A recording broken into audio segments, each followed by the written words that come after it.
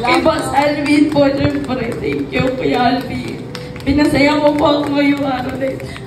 Araw po, thank you so much po. Kay Sir Darren po, nagturo ng marimang sa akin. Thank you po. Tsaka syempre po, kay Kuya Aaron po, thank you so much po. Sa mga kasama ko po kanina sa pagsayaw, ano po nung front po, thank you so much po. Sa mga kaklase ko pong nagpunta po dito, oras na pero dito pa din kayo, thank you. Thank you so much po sa inyong lahat. Yun lang po. Kuya Mika, syempre, mamimiss.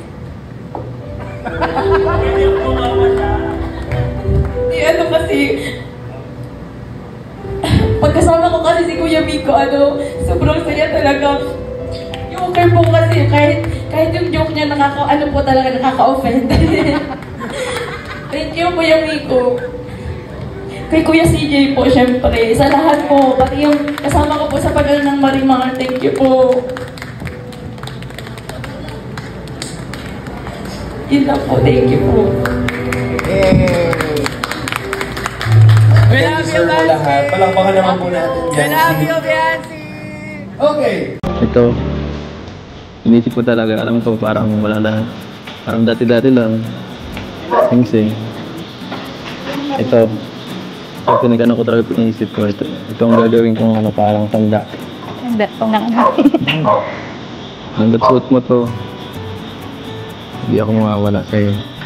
Siya si Beyonce. Bakit malungkot ka ba? Parang malungkot ka ngayon, Beyonce. Mata mo parang medyo naluluha ka. Masaya lang po at nandito na po kayo. Masaya ka lang kasi napunta ka ng team ko.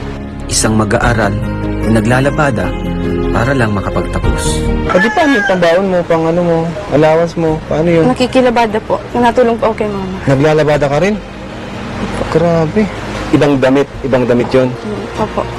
Binabayaran po. Naninirahan sa lumang bahay na ito na pag-aari ng kanyang lola dahil nagiba na ang kanilang tunay na bahay. Siya ay naglalakad ng 2 oras pauwi mula sa kanyang paaralan dahil wala nang maipamasahe. Sa iyong pamilya, 4,000 pesos. Salamat po. Parang naiiyak ka. Wala kayo. Sobrang laki na. Maraming salamat po. Ingat po. Happy birthday, 18 ka na mahal. Handa na akong ipagsigawan sa mundo. Isang live stream reaction video ang ginanap kaugnay ng engranding photoshoot at selebrasyon ng kaarawan ni Beyonce, isa sa mga personalidad ng Team Kalingap. Sa pagbubukas, pinayuhan ng host ang lahat ng taga-suporta na maging kalmado at huwag magbadalos-dalos sa mga emosyon. Ipinunto niya na sapat na ang paghihintay dahil may mga paparating pang update mula kay Kalingap Rob at Kuya Val Santos Matubang kahit pa minsan mahina at malabo ang koneksyon. Pagkatapos nito, hinimok niya ang mga manonood na patuloy na suportahan at mag-subscribe kina Kuya Val Santos Matubang, Tade na Vlog Kalingap Rob at iba pang miyembro ng Team Kalingap. Pinuri rin niya ang Kalingap Reactor Sovianzi Girl na nagbigay kulay sa nasabing kaganapan. Tinawag ng host na isang makasaysayang pangyayari ang ginanap na photoshoot ni Beyonce. Ayon sa kanya, ito ay tatatak sa puso at isipan ng mga solidong EDC fans dahil hindi ito basta-bastang event. Maraming nagulat na tuwa nang makita ang sneak peek ng mga larawan na unang ibinahagi ni Mr. Christian, isa sa mga photographer ng ALM. Inaasahan nilang magkakaroon din ng full video, hindi lang mga litrato, upang mas makita ang kabuuan ng preparasyon at saya. Ikinuwento rin na napakaganda ni Beyonce sa kanyang mga suot na gown, tinatayang 5 ang ginamit na may konseptong mala fairy tale.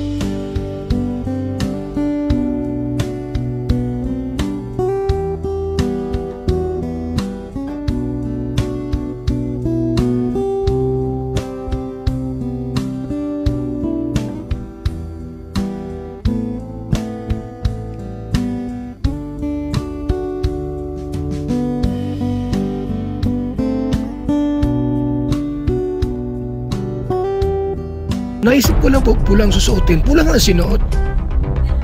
Pula po ang sinuot na damit. Grabe po, napaka-swerte ni Papa Eds. Swerteng-swerte si Papa Eds, mga kaibigan. 18. Beyonce. Yan po, mga kaibigan. Yan o. Ayan o. Ayan o. Parang si Beyonce po, yan o, nagpa-picture-picture po muna sila. Grabing ganda ni Beyonce. Talagang wala, di ako nagkamali po, mga kaibigan. Nasa isip ko lang, pula atang susuotin ni Beyonce. Oh, naisip ko lang po, pulang susuotin. Pula nga ang sinuot. Pula po ang sinuot na damit. Grabe po, napaka-swerte ni Papa Eds. Ay grabe, andito rin si Kuya Jelay Paunil. Dumalaw rin pala sa birthday, 18th birthday ni Beyonce, no? Grabe talaga, mga big time sponsor talaga yung mga dumating dito. Nakakalula yung mga tao, no? Dami, parating pa lang yung iba. Yung iba, hindi pa sila nakaupo, nakatayo pa. Oo, puno yan. Puno na nga, oh. Diba? Grabe. Yan, dito wala pang magkanang tao dito sa likod. Sa likod na pala sila, Kuya Bal. Sa harapin dito. Diba? Good. Saya-saya.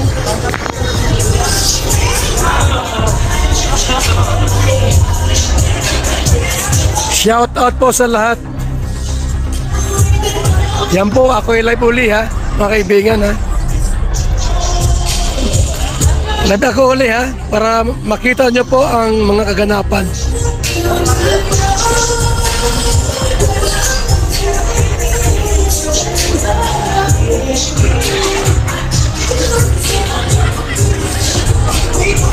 Ayoko naman na hindi nyo mapanood po ngayong hapong ito. Ayoko naman po na kayo po hindi mapanood. Kaya ako nag-live uli. Ako nag-live uli po, mga kaibigan. Alalang sa inyo. Ayan o. Ayan o. Parang si Beyonce po. Ayan o, nagpa-picture-picture po muna sila. Grabing ganda ni Beyonce. Talagang wala, di ako nagkamali po, mga kaibigan. Nasa isip ko lang, pula atang susuotin ni Beyonce. Oh, naisip ko lang po, pulang susuotin. Pula nga ang sinuot. Pula po ang sinuot na damit. Grabe po, napaka-swerte ni Papa Eds. Swerteng-swerte si Papa Eds, mga kaibigan.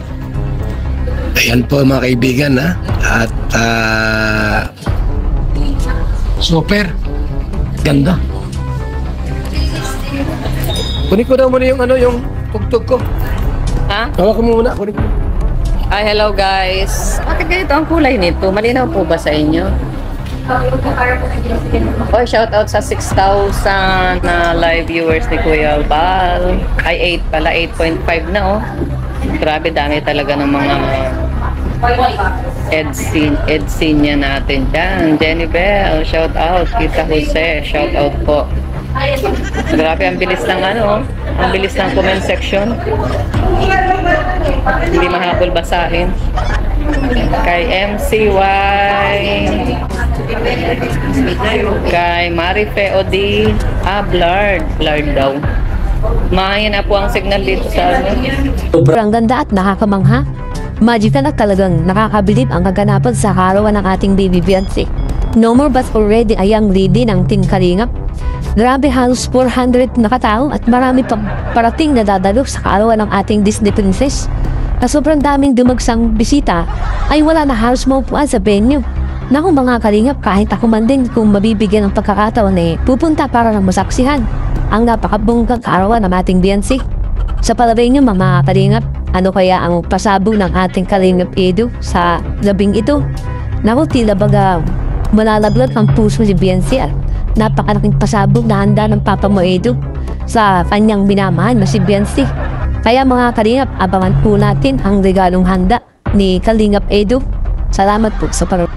At yun nga guys, nakita natin ang kaganapan doon sa debut ni Biancy, pero hindi natin nakita ng malapitan kasi malayo po itong video na to guys. Syempre may balita po daw tungkol sa Mikris na si Krista daw at si Mikoy daw ay kumanta yata pa lang guys, hindi pa tayo sure, pero yun po ang balita na sagap ni Papa Shider na kumanta po daw si Krista doon sa birthday ni Biancy. Narinig ko rin kay Marciano TV yon, yung kanyang live stream na kumanta daw itong si Krista. Tara, abangan lang po natin sa upload ni Kalingap Rab itong debut ni Biancy.